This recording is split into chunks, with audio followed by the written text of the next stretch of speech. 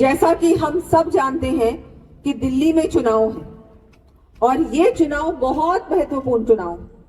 और मैं तो ये कहूंगी कि जिस तरह से दिल्ली की जनता को इतना प्रताड़ित किया गया, जिस तरह से मूलभूत सुविधाएं, पहले तो इनके जो यहाँ से अभी विधायक हैं वो बहुत कुछ आप लोगों को वादा करके गए कि हम ये करेंगे वो करेंगे, लेकिन मैंने यहाँ बहुत लोगों से पूछताछ भी की आने से पहले और मुझे ये जानकारी मिली कि यहाँ पर कोई काम नहीं।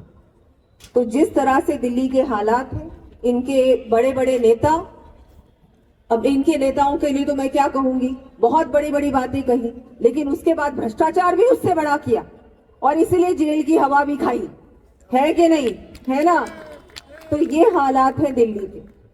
और एक तरफ ऐसी पार्टी जिन्होंने, कल आपने सुना होगा हमारी माननीय वित्त मंत्री जी, उन्होंने ऐसा ऐतिहासिक बजट पेश किया, ऐसा ऐतिहासिक बजट पेश किया। हर व्यक्ति के लिए, हर वर्ग के लिए कुछ ना कुछ उन्होंने बड़ी बड़ी सौगातें दी। जिस तरह से माननीय प्रधानमंत्री जी देश को विकसित भारत बनाने की ओर लगातार मेहनत कर रहे हैं, प्रयास कर रहे हैं, और वो दिन दूर नहीं है जिस दिन हमारा भारत सबसे सर्वश्रेष्ठ देश होगा पूरे विश्व में, वो दिन दूर नहीं है। उस कड़ी में दिल्ली को भी जोड़ना आवश्यक है, क्योंकि नहीं तो क्या होगा, भारत तो आगे बढ़ जाएगा, सारे प्रदेश, राजस्थान भी अब उसमें जुड़ चुका है, राजस्थान में भी अब डबल इंजन की सरकार बन चुकी है, तो हमारा देश तो बहुत आगे बढ़ेगा, लेकिन दिल्ली पिछड़ जाएगा, दिल्ली पीछे रह जाएगा। तो बहुत जरूरी है कि इस बार हम दिल्ली में एक अच्छी, साफ सुथरी, अच्छी सरकार लेके आए और भारतीय जनता पार्टी की सरकार लेके आए। तिलक राम गुप्ता जी को वोट दें, आप भी वोट दें और एक एक घर के एक एक व्यक्ति से, परिवारजनों से, अपने मोहल्ले से, अपनी कॉलोनी से एक एक व्यक्ति का भी वोट दिलाएं।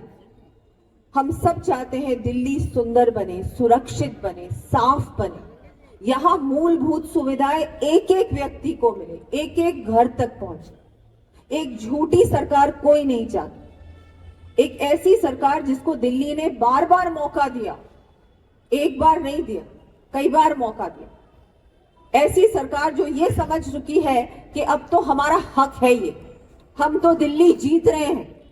चुनाव तो अभी हुआ ही नहीं है भाई, कहां से जीत रहे हो।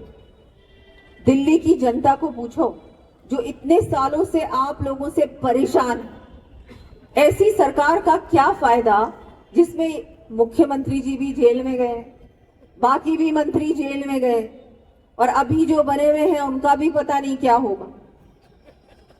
सच बोल रही हूं मैं, ऐसी सरकार का कोई फायदा नहीं है, कोई मतलब नहीं। दूसरी ओर भारतीय जनता पार्टी की सरकार जो आपको जो वादा करती है, जो बोलती है, वो कर दिखाती, सिर्फ बातें नहीं करती। मोदी सरकार बातें नहीं करती, मोदी सरकार जो बोलती है वो करती भी। अभी आपने देखा कि 12 लाख की आमदनी वालों को कोई टैक्स नहीं देना पड़े, ये एक बहुत बड़ा फैसला लिया है मोदी सरकार ने, जिसमें हमारे मध्यम वर्ग के लोग हैं उनको बहुत ज्यादा लाभ मिलेगा। मोदी जी ने और भारतीय जनता पार्टी की सरकार किसी से भी कर लेना नहीं चाहती, वो सबको आत्मनिर्भर बनाना चाहती है। जो अपने पैसों, इतनी मेहनत करता है व्यक्ति, जो मिडिल क्लास का व्यक्ति होता है, इतनी मेहनत करता है, उनके पसीने की, उनके खून पसीने की कमाई सरकार नहीं लेना चाहती। और कल बजट में आपने देखा कि उनको भी पूरी तरह से टैक्स फ्री कर दिया है, उनसे हमारी सरकार टैक्स नहीं लेगी। उसके अलावा भी किसानों के लिए बहुत कुछ दिया है, महिलाओं के लिए दिया है, युवाओं के लिए दिया है। जो युवा अपना स्टार्टअप शुरू करना चाहते हैं उनके लिए भी बहुत कुछ दिया, इंफ्रास्ट्रक्चर के लिए भी बहुत कुछ दिया। हम सब ने कल बजट देखा, जिस तरह से रणनीति बनाकर, योजनाओं के माध्यम से भारतीय जनता पार्टी की सरकार एक एक व्यक्ति तक लाभ पहुंचा रही है। डायरेक्टली आप लोगों के खाते में पैसा पहुंच रहा है, कोई बीच का आदमी, बीच में कोई नहीं है जो कोई परसेंटेज ले रहा है। वैसे ही दिल्ली में अब जरूरी है कि भारतीय जनता पार्टी की सरकार आए।